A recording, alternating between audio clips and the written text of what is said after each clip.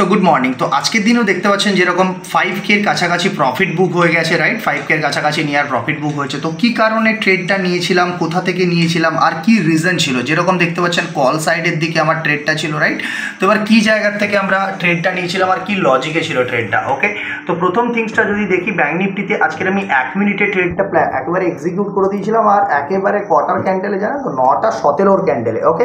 তো 9:17 ক্যান্ডেলেই আমি ট্রেডে নিয়ে ঢুকে গেছি। আর তার কারণটা কি? তার কারণটা হচ্ছে এটাই, যদি আমি 5 মিনিটে দেখি মার্কেটটাকে, তো তাহলে দেখতে পাবেন এই স্ট্রাকচার পয়েন্টের কাছে, মার্কেটের কাছে কিন্তু একটা সুন্দর একটা স্ট্রাকচার পয়েন্ট তৈরি হয়েছিল। আর সেই স্ট্রাকচার পয়েন্ট কোথায় হয়েছিল? সেটা হয়েছিল নিয়ার টু নিয়ার 15 মিনিটের একটা স্ট্রাকচার পয়েন্ট ভালো ছিল, তার কাছে হচ্ছে কিন্তু একটা 5 মিনিটের স্ট্রাকচার পয়েন্ট সুন্দর ক্রিয়েট করেছিল মার্কেট, রাইট? আর এই স্ট্রাকচার পয়েন্টকে যখন সকালবেলা, এই স্ট্রাকচার পয়েন্টকে যখন সকালে জাস্ট 1 মিনিটে এই জায়গায় ব্রেকআউট করে, রাইট? এখানেই পজিশন নিয়ে নিই, একটু থ্রু রিটেস্টে আসে, এখানেও ভালো কোয়ান্টিটি অ্যাড করি, রাইট? বাট মার্কেটে আমি পুশটা পাই ওই নিয়ার টু নিয়ার 135 পয়েন্টের মতন, ওকে? আর এখান থেকে যে স্টপ লসটা আমি ইউজ করেছি সেটা একেবারে হাফ ক্যান্ডেল এসএল এই জায়গার কাছাকাছি 30 পয়েন্টের কাছাকাছি মতন এসএলটাকে আমি ইউজ করেছি, ওকে? জাস্ট 30 পয়েন্টের এসএলে এখানে কিন্তু সুন্দরভাবে একটা বুকড হয়েছে, যেটা কত, যে near to near profit 7K এর মতন পৌঁছেছিল। বাট ট্রেলিংয়ে কিন্তু আমাকে আমার যেটা ট্রেলিং এসএল নিয়ে কিন্তু এই জায়গার কাছাকাছি মার্কেট আমাকে কিন্তু এক্সিট করিয়ে দেয়, রাইট? তো 7K প্রফিট এখানে দেখলেও, বাট টু কোয়ান্টিটি যেটা ছিল, যেটা দুটো লট যেটা ছিল, সেটা কিন্তু এসএল এক্সিট করিয়ে দেয়, রাইট?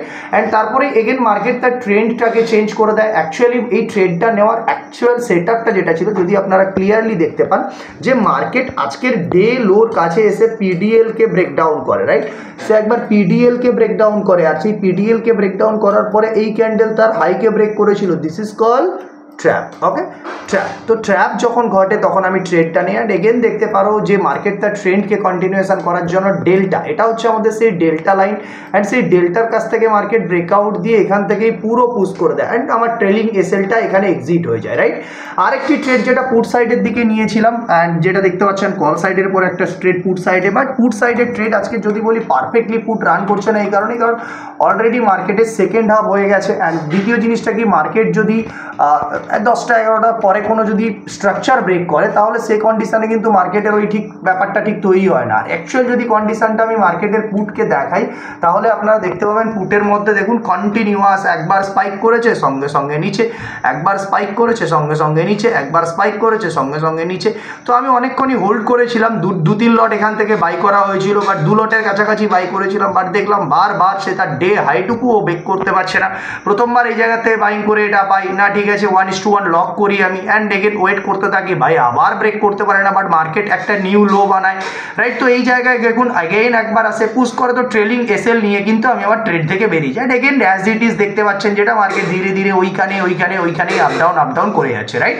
পুটসের মধ্যে কোনো স্পাইক হয়নি। তো গতদিনই আমি এই জিনিসটাকে বলেছি যে লোয়ার ভিক্স লাইক দ্যাট যখন 14 এর নিচে আমরা এরকম ভোলাটিলিটি ইন্ডেক্সের মধ্যে চলে আসি, তখন কিন্তু অপশান বাইকে কিন্তু আমাদেরকে খুব সতর্কভাবে কাজ করতে হবে। এরকম ভুলভালভাবে নিয়ে নিয়েছি মানে যে আমাকে প্রচুর প্রফিট করে দেবে, এরকম ব্যাপারটা কখনোই নয়, ঠিক আছে? তো এই জিনিসটা কিন্তু যদি যারা আন্ডারস্ট্যান্ড করে না, তারা এরকমভাবে ধরে বসে থাকে, কখনো কখনো এদিক ওদিকে মার্কেট সাইড ওয়েজ হয়ে চলেছে, বাট আলটিমেট দেওয়ার নামে কিছুই দেয়নি। 30-40 পয়েন্টের মতন এদিক ওদিক স্পাইক, অ্যান্ড আলটিমেট এতেও যদি বলি খুব সুন্দর একখানা স্পাইক এসেছিল। এটাতে যদি কল অপশানে দেখাই আমি, তো এই কলটাতে আমি আমার ট্রেডিংটাকে এক্সিকিউট করেছিলাম, আর এখানে আমি 1 মিনিটে এই ট্রেডটাকে এন্ট্রি নিয়ে ফেলেছিলাম। অ্যান্ড এখান থেকে যেটা দেখতে পাচ্ছেন যে ইজিলি যখন মার্কেটের আরও রিটেস্ট করতে আসে, তখন কিন্তু আমি আমার ট্রেডে আরও লক করি এই জায়গার কাছ থেকে। তো 463-68 এরকম জায়গার থেকে কিন্তু আমার স্পাইক আসে মার্কেটে, আর সেই স্পাইককে আমি নিয়ে যেতে পারি 506-7 অবধি, রাইট? তো নিয়ার টু নিয়ার 35-40 পয়েন্টের কাছাকাছি আমি কিন্তু লক করতে পারি। অ্যান্ড অ্যাজ ইট ইজ যদি পুট সাইডেও দেখেন যে মার্কেট পিডিএল ব্রেক করা বা ওই জায়গার থেকে ওই 40-50 পয়েন্টের বেশি সেও মুভ করতে পারেনি, রাইট? তো এই জিনিসটা যেটা, যে মার্কেটের যদি স্ট্রাকচার ব্রেক, আজকের এই যে যদি বলি ব্যাঙ্ক নিফটি স্ট্রাকচার ব্রেক কটার সময় হয়েছে, 10:30 পরে হচ্ছে, right? This is the point. 10:30 পরে যদি ব্রেকডাউন হয়, তাহলে সেই ব্রেকডাউন প্রপারলি চলে না। এগেন যদি বলি যে ব্রেকডাউন করছে কি টাইপের ভলিউমগুলো দিয়ে, look at the volumes, right? Good. Right, good ভলিউমের সাথে। বাট দেখুন সেলারের ভলিউম যখন আসছে ধীরে ধীরে ধীরে ধীরে ধীরে ধীরে ধীরে ধীরে মার্কেট আসছে, রাইট। তো this is the ultimate point. এই জিনিসগুলো কিন্তু খুব ইম্পর্টেন্ট, যেটা আমাদেরকে বুঝতে হবে যে লো ভিক্সে কীভাবে অপশান বায়ার হিসাবে ট্রেড করা যায়, রাইট।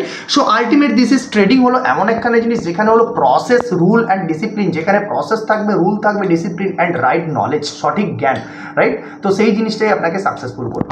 হোপ ইউ আন্ডারস্ট্যান্ড, বুঝতে পারলেন। এইভাবে আরও রকম জিনিস জানার জন্য, এরকম ট্রেডিংয়ের আরও সলিড এরকম কনসেপ্ট জানার জন্য, রাইট। সো গ্রোয়িং বুলকে ফলো করুন, সাবস্ক্রাইব করুন, right. So thank you and bye by.